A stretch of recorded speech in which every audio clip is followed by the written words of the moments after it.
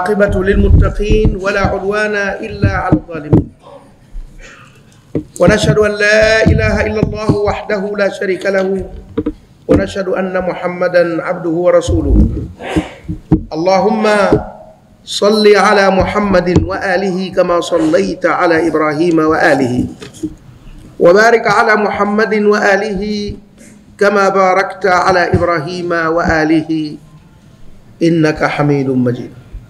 أما بعد، السلام عليكم ورحمة الله وبركاته. Tunaendelea na darasa zetu kama tulivyozianza wiki hii baada ya kupumzika kwa muda mrefu kidogo kutokana na Idi ya mfungo tatu na wale waliokwenda kuhiji. Sasa tunaendelea, tuko kwenye fani ya usulul fiqh, kitabu kilichoandikwa na Dr. Al-Ustadh Wahbat Az-Zuhaili, rais wa qism al-fiqh al-islami wa madhahibi fi Jamiat Dimashq, ambaye huyu ni mkuu wa kitivo cha sheria za Kiislamu na madhahibu zake katika chuo kikuu cha Damascus, Syria. Mpaka kitabu hichi kinaandikwa alikuwa ni profesa tayari. Na kitabu kinaitwa Al-Wajiz fi usul al-fiqh, kifupisho katika fani ya usul fiqh. Hichi tunachokisoma ni kwa ufupi, kiko kirefu chake ambayo ni mijalada mikubwa miwili, kasema huko mbele ni volume 2 kubwa. Kwa hivyo haya kayafanya kwa muhtasari, na leo tuko kwenye ukurasa 112 kama mlivyonikumbusha. Anatoa ufafanuzi juu ya mambo ambayo kayatolea mifano huko nyuma kwenye ukurasa 111 aliposema wa mawdhu al-khilaf yanhasiru, kwenye hili pengele la mwisho kabisa anasema fal malikiyya tu kwenye ukurasa 112, basi watu wa madhhabi ya Imam Malik. Akisema al-malikiyya tu anakusudia watu wa madhehebu ya Imam Malik, yani watu ambao wamefuata fatwa za Imam Malik katika utekelezaji wa mambo ya sheria na ibada ya dini ya Kiislamu. Wal hanabila tu, na watu wa madhhabi ya Ahmad bin Hanbal ambao sasa hivi wamenyofolewa kwa kweli. Maana kila kundi linalokuja jipya aghlabu linanyofoa kwanza kwenye dhehebu la Ahmad bin Hanbal. Hivi kama vile uwepo wake unakuwa unapotea vibaya sana. Si anakuja tu makundi sasa mbali. Haya madhehebu mawili yubtiluna hadhi albuyuha, wanazibatilisha bei biashara za aina ile tulizozitaja nyuma. Kwa nini? Lianna al-aqda nafsuhu, kwa sababu mkataba wenyewe yahmilu dalila, unabeba hoja ala qasdi riba, juu ya kusudio la riba. Katika zile biashara tulizozisema za nyuma huko kama bai'ul ajali na bai'ul ina na nyinginezo, kwa mwanafunzi ambaye amepitia vizuri atazikumbuka kule. Sina haja ya kurudia, nataka kukupa kazi na wewe urudie ukazitizame vizuri, na nimetoa maelezo ya kutosha mpaka nikafikia kwamba kipande hichi sikuweza kukifundisha siku ile kwa sababu nilikuwa nachambua sana yale mambo yaweze kufahamisha. Lianna, kwa sababu maala hadha al-aqdi, marejeo ya mkataba huo, huwa bai'u 5 naqdan bi 10 ila ajali nisasara, kuuza 5 cash kwa 10 baada ya muda maalum. Ndio matokeo yake inakuwa ile bidhaa pale ni kidanganyio tu. Siku hizi wamekuja hao watu wanazo hiyo mifumo kama hiyo, kwamba wewe unakwenda unanunua bidhaa kwa bei ya chini, lakini ikiwa itakuwa ni pale utapata kwa bei ya chini, ukichelewa itakuwa bei ya juu. Wanafanya hivyo katika mizunguko. Wasilatu, na bidhaa fi mabaina dhalika, kilicho baina ya hapo itakuwa lahu ni upuuzi, la maana laha, au na maana yote. Kwa hivyo ni mabaisho tu. Fayakunu al-aqdu mamnu'an, basi itakuwa mkataba huo umekatazwa, qiyasan, kwa kulinganisha, ala dhara'i, katika mambo ya kuziba mianya, al-mujma'i ala fasadiha, ambayo imekubaliwa na wote kwa ni maharibifu, kwa manaiha, na kuyazuia, kwamba wamekubaliana kila kinachopelekea kwenye haram nacho kitakuwa ni nini? Haram, kama ambacho kinapelekea kwenye halali nacho kinakuwa nini? Halali, katika saddu dharia kule tumeshaisema. Kwa hivyo ala kule hali, ukiziachia biashara hizi mwisho utaingia kwenye nini? Kwenye haram, na kwa hivyo zinakatazwa.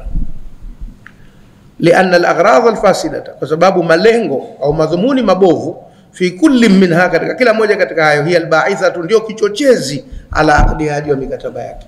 Yani ndio kilichopelekea ba'itha, kilichochochea au kilichopelekea kuweka biashara za namna hiyo, mikataba namna hiyo, ni lile lengo baya.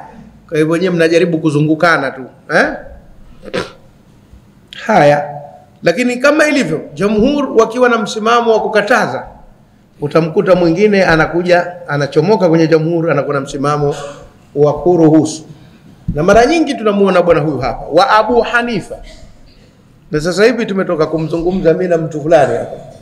Akauliza Abu Hanifa, kwani mmoja anasema ukizitaja hizi rai maoni tu, hizi rai sio Abu Hanifa akasema hivi mbele za watu kama hivi hadharani, si unawapa nafasi watu kupotoka? Ile elimu ya kuficha ya kizamani tushaachana nayo. Tumefahamiana?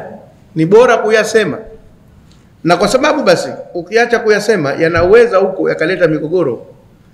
Wakenda watu wakajikuta wanatumia rai ya Abu Hanifa, pengine wameiona kwenye kitabu fulani. Halafu wengine wakaja wakasema hiyo si sawa, huko sawa halali, huko haramu, wanapigana, wanagombana. Watu wetu tunawajua. Lakini angalau kujua tu kwamba rai hii ipo lakini haikubaliki. Lakini aliisema mtu fulani, sisi hatukubaliani naye, basi mnapata kitu kidogo cha kuzungumza kuliko kuingia kwenye ugomvi. Sisi ni bora kuelewana nani kasema nini, tunakubaliana naye au hatukubaliani naye. Ni bora zaidi kuliko kukaa tukawa tunaficha ficha mambo Sema naye usione so. Sema naye usione so. Wanasema watu maneno hayo katikati ilikuwepo hapa slogani sema naye usione so. Kama una mtoto wa kike siku hizi usimuogope sana. Bora mkae mzungumze muelewane.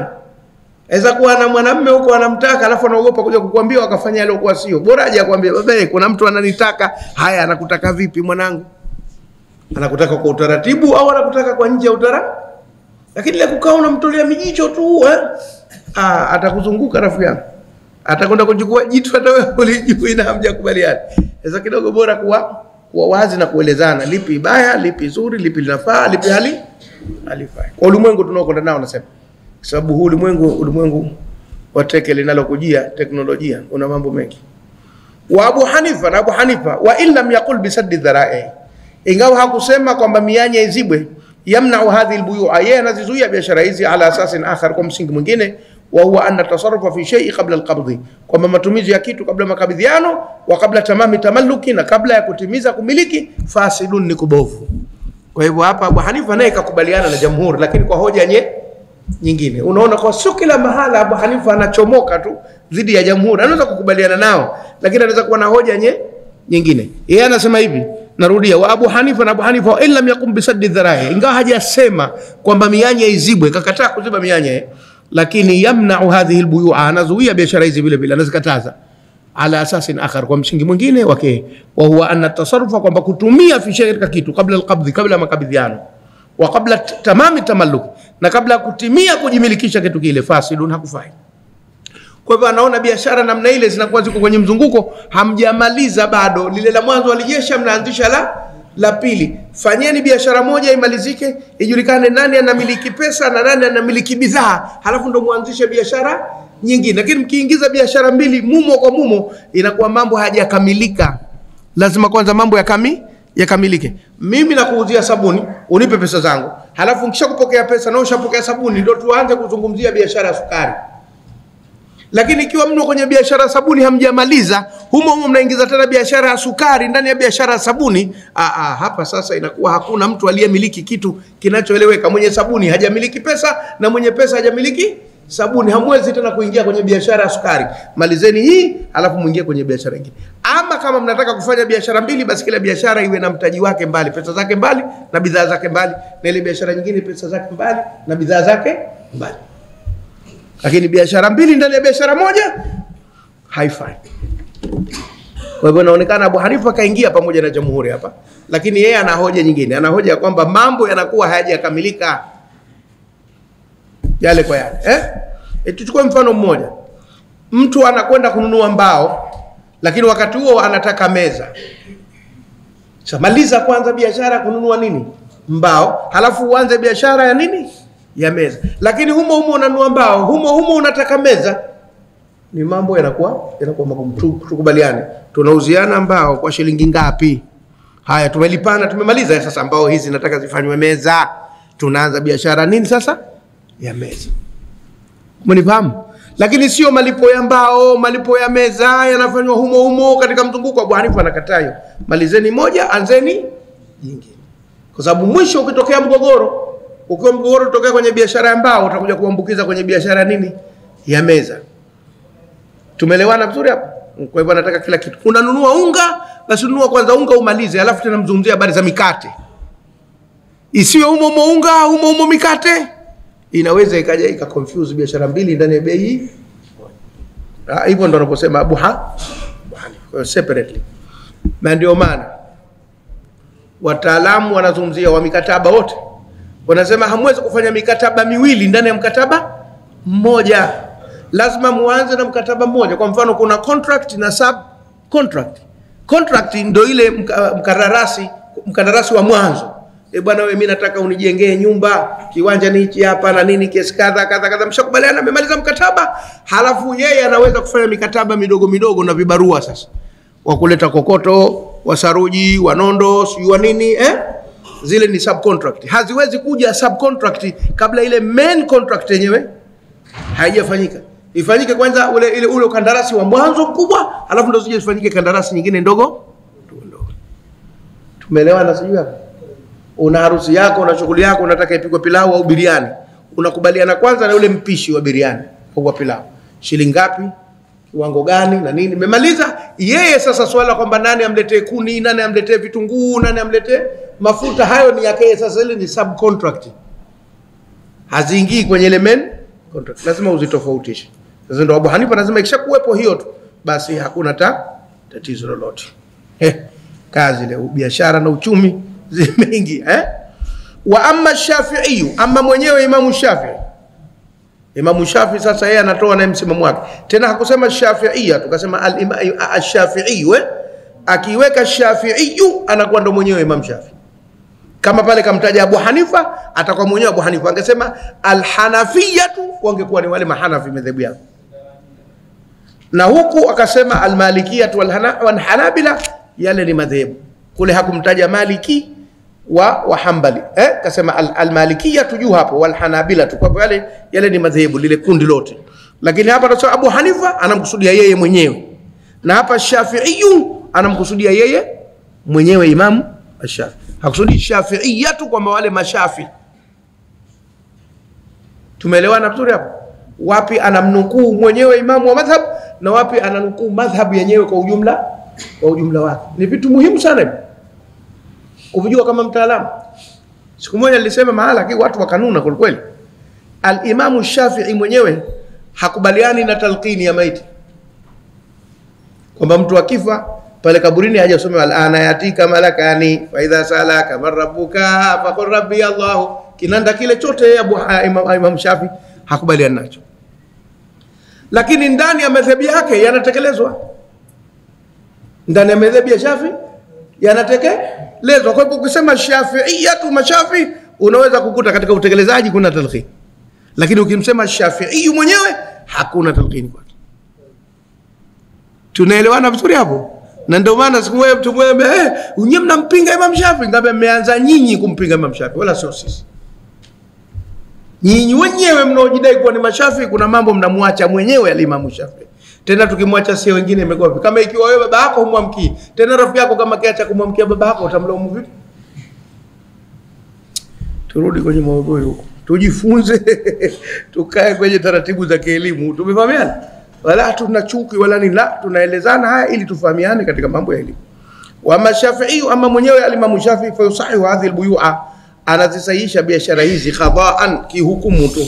Kwa maana kama ingekuwa kesi basi wanaofanya biashara hizi watashinda kwamba zimekuwa sahihi. Kesi, kushinda kesi ni jambo moja na kuwa uko sahihi ni jambo jingine. Anaweza mtu akashinda kesi lakini bado ana jambo huko, lakini kesi ndio kashinda. Tumefahamiana vizuri hapo? Maana mahakama inategemea ushahidi uliofikishwa kwake. Ikiwa imeridhika nao basi itakuwa ndio hivyo, haujaridhika basi, haijaridhika nao basi. Kwa hivyo naye anasema hivyo. Wayatruku nahiyat al-qasdi, na anauacha upande wa kusudio al-batini wa ndani ila al-ithmi, kwenye dhambi wal iqabi na adhabu al-ukhrawiyya akhira. Nasema palipobaki na mwachia Mungu. Lakini kwa dhahiri watakuwa wamefanikiwa. Lakini je, nia zao zilikuwa nini? Tumwachie mwenyewe jalla jalala.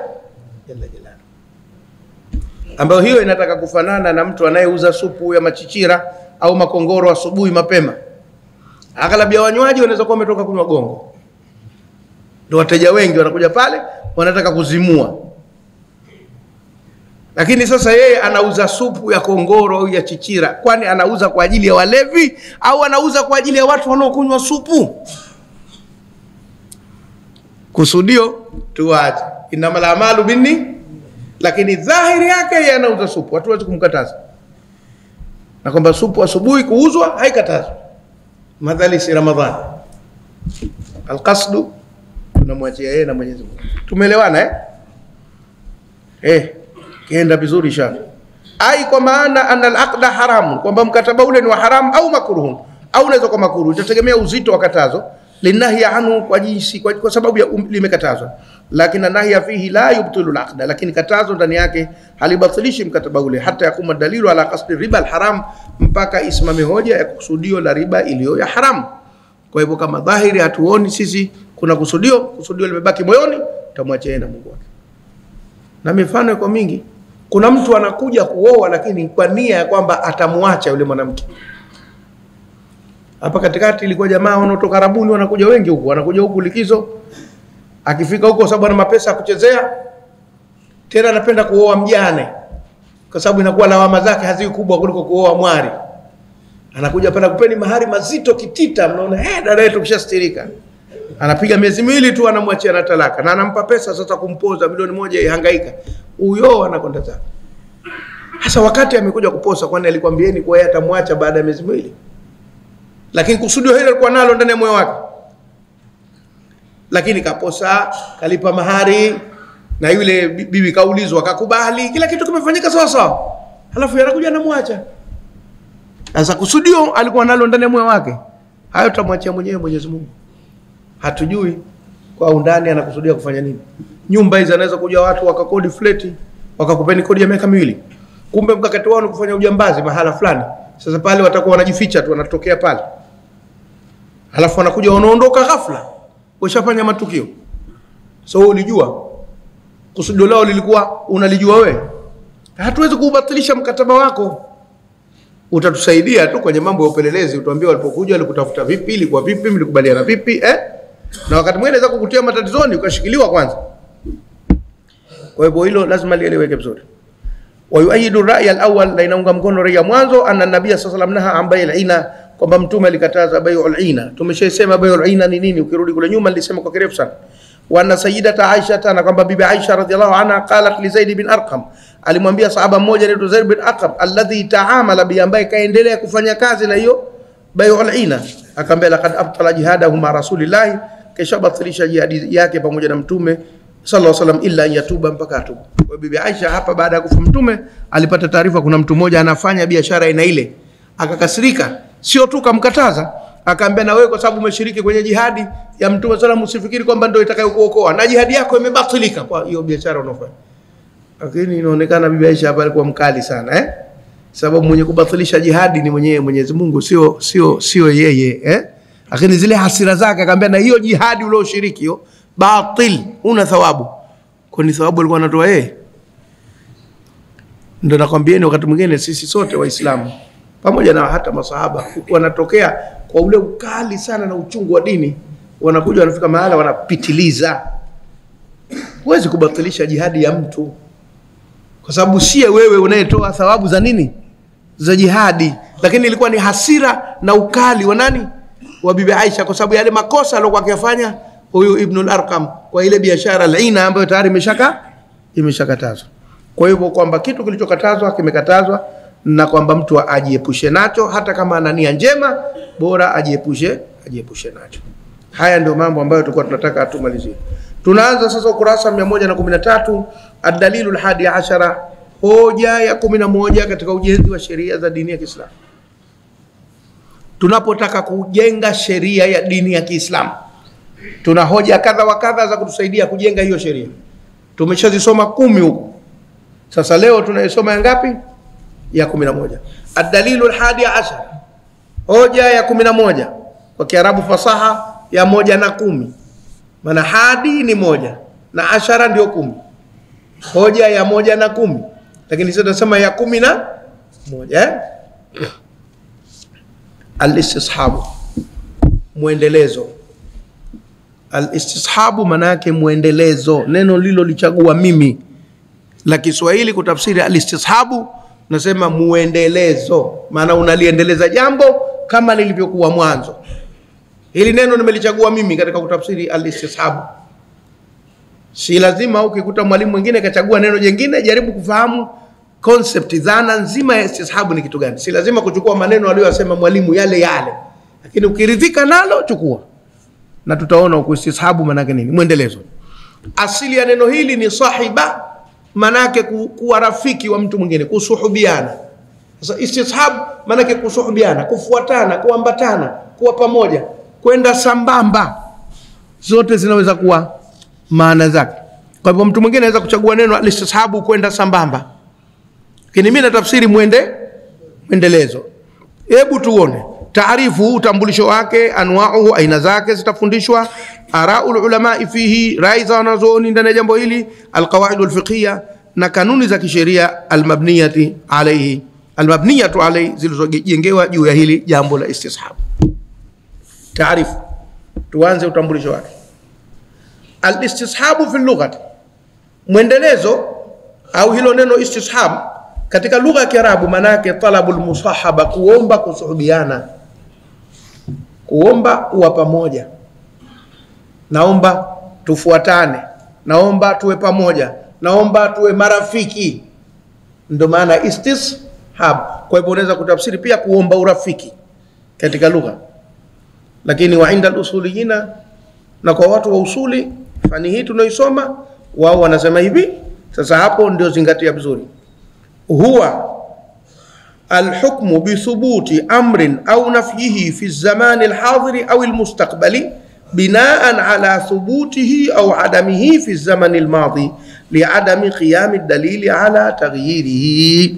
Maneno yote yatende na mabano kuanzia baada ya vidoto viwili mpaka taghyirihi, chini unamaliza ibara yatie kwenye mabano yote kuanzia huwa, anza hapo. Huwa alhukmu bithubuti amrin au nafyihi في الزمان الحاضر أو المستقبل بناء على ثبوته أو عدمه في الزمن الماضي لعدم قيام الدليل على تغييره. yote hayo ndo maelezo ya kiusuli juu ya hii istishab ni kitu gani. Sasa wacha tuyafanyie ufafanuzi haya ili tuweze kuipata ile maana istishabi hasa inayokusudiwa. Anasema wa inda al-usulina, na kwa watu wa usuli wafanya usul fiqh, ukiwauliza hilo jambo linaloitwa istishab ni kitu gani, watakwambia huwa al-hukmu, ni kuhukumu bithubuti amri, kuthibitika kwa jambo, au nafihi, au kukatalika kwa jambo hilo. Maana hukumu ziko mbili, ama unalithibitisha au unalikataa, kwa maana kulikanusha. Kwa hivyo kuhukumu kuthibitika jambo au kukanusha jambo fi zamani al-hadir, fi zamani kavuta mimwe, fi zamani al-hadir, katika muda uliopo, au al-mustaqbal, au muda ujao, binaan, kwa kujengea ala thubuti, ya kuthibitika jambo hilo, au adamihi, au kuto kuthibitika jambo hilo, fi zamani al-madi, katika wakati uliopita. Kwa nini? Li adami qiyam dalili ala taghyiri, kwa sababu ya kuto kusimama hoja ya badiliko lake. Ngoja tutoe mfano mmoja hivi tutafahamiana. Ikiwa mwanamke na mwanamume imethibitika kwamba wameoana na wamekuwa mke na mume kwa miaka kadhaa, halafu pengine mmoja akaondoka akaenda akakaa kwingine, akamwacha mwenzake pale alipo, si kwa kupeana talaka. Akifa mmoja wapo, tuwahesabu wale ni mke na mume au tusihesabu kuwa mke na mume, kwa sababu walikaa mbali kwa muda mrefu? Kilichothibitika kwamba wameoana na haikuthibitika popote kwamba wameachana, tulichonacho sisi walikaa mbali mbali.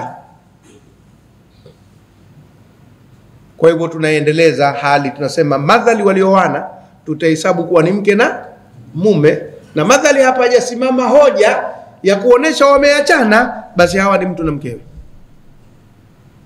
Suala kama wamekaa at a distance, masafa tofauti, hili ni jambo la kimaisha. Unaweza kulikuwa ni mgogoro Inaweza kuwa hakupendana pale, umechukizana, umekasirishana, lakini haijavunjika ndoa.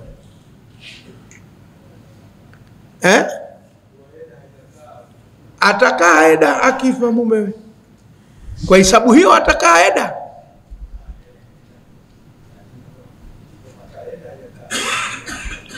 Madhali hakuna talaka, eda itatoka wapi? Eda inasababishwa na talaka au kifo. Hapana talaka, hapana kifo, tutahesabu alikuwa ni mtu na mke wake, lakini hawako pamoja. Halafu akianguka akafa yule mume kule, huyu mwanamke atakaa eda, sababu ni mumewe. Na eda ya kufiwa haina uhusiano kabisa na kwamba labda alikuwa anagongwa au hagongwi. Yani kichwani hivi konzi, mimi mbona mnacheka sana? Ndo kufundisha. Lazima tufundishane, tuelezane. Ziko kesi binazijua hapa. Kwa wazee wetu wakiwa Omani, wengine wakiwa Hadhrami. Anaweza kuwa mke wake kaondoka kenda zake Arabuni, kakaa huko na ikabaki hapa. Anauza kahawa hapa miaka 10. Lakini akiuliza mke wako uko wapi, asema fil Yemen. Anaweza kuwa kasa fi Aman. Yuko kule mke wake miaka 10 wanakaa. Halafu naye akipata nafasi kadunduliza anajitenda na jahazi. Matshufi shamsi la inda bara al-ard. Huyo anaingia Arabuni, anakwenda kumsaka mkewe. Bila shaka kwa dunia leo tunaona kama ni vichekesho, lakini sisi tunazungumza sheria, kwamba sheria haijaonesha kuwa wale wameachana. Ndio tunakuja huko. Hayo ndo mambo ambayo yanaweza akajadiliwa, kwamba yule mtoto atamkanusha yule bwana, akimkanusha mnake kathibitisha zina. Hizo ni mambo ya liani, mlango unaitwa mlango wa liani. Sisi tunazungumzia ndoa imevunjika je? Kwani mwanamke ukiwa naye wewe hapa masaa 24 hawezi kutoa mimba? Samahani mzee, sikusudi kukwambia wewe, natoa mfano tu. Unakuwa naye hapa Bennett, wewe ungakesha kisimani na maji watu wachota. Walindani wewe mwehu mkubwa. Sio alisema Swahili, ungakesha kisimani na maji watu wateka. Swala la mtu kuzini wala halitegemei kwamba yuko naye karibu au yuko naye mbali. Isipokuwa akiwa naye mbali, pana uchochezi wake unakuwa mkubwa bila shaka yote. Lakini tuseme kwamba akiwa naye karibu vile vile anaweza akakutilia. Na hiyo nina mjadala kwa madhehebu nyingine kwamba akishabeba mimba ya haramu ndoa imevunjika. Au madhehebu nyingine haijavunjika bado. Nina mjadala vile vile. Hata kama uko naye Bennett kila wakati. Kwani hawako wanaume wako vitandani, wanaume wasiwa mikono wasiwa miguu? Miaka mingapi mtu anaumwa na mke wake uko pale pale? Itakuwa imevunjika? Si mpaka adai mwanamke sasa, mimi basi tena sitaki kukaa na mwanamume wako. Wako wanawake wameuguza waume zao miaka 10 mpaka wamekufa leo. Na wengine wamekataa kuolewa kabisa na wao mpaka kufa. Sisi wanaume ndo wagumu kwa kweli. Mke wako akaa kitandani mwaka mmoja tu, alafu utakuwa umeupiga raba bendi mwaka mzima. Si rahisi sisi. Hatuwezi. Taeji hizi za miaka 50 wagumu. Si wote tunaoweza, lakini wanawake wengi wakifika umri mkubwa wanaweza. Kuanzia miaka 40 kwenda juu wanawake wengi wanaweza kuvumilia kuliko sisi. Haya, tendeni. Lakini tunazungumzia mifano, bado tutaiona huko mbele sheria, Hiyo ndio istishab. Muendelezo wa sheria. Imefahamika? Nasema binaan ala thubuti au adami, kwa kujengea kuthibiti kwake utathibiti fi zamani almadhi, katika muda uliopita, bi adami qiyam dalili ala taghyiri, kwa sababu ya kutokusimama hoja ya kubadilisha jambo lile. Kwa hivyo ikiwa lile jambo lilithibitika halafu likaendelea hivyo hivyo na hakuna hoja ya kuja kulitengua, basi tabaki vile. Kwa mfano umetia udhu wewe nyumbani kwako, umetokea Kembe Samaki, unakuja kwenye darasa hii, umetia udhu, halafu umepanda chombo chochote, daladala au nini, mpaka hapo umefika, halafu hakuna chochote kinachokuonesha kwamba udhu umetenguka, udhu wako utaendelea au uendelee? Unaendelea. Ndio istishabu hiyo, kama jambo lilishakuwa la kuliondoa halijatokea hata kama umepita muda mrefu. Ndio maana ile kesi kubwa sana ya Ahmad bin Hanbal kumtembelea mwalimu wake al-Imam Shafi'i, akakuta mambo mengi kwa Imam Shafi'i. Baadaye walikaa wakasali pamoja, alafu kila mmoja akaenda zake chumbani kwake.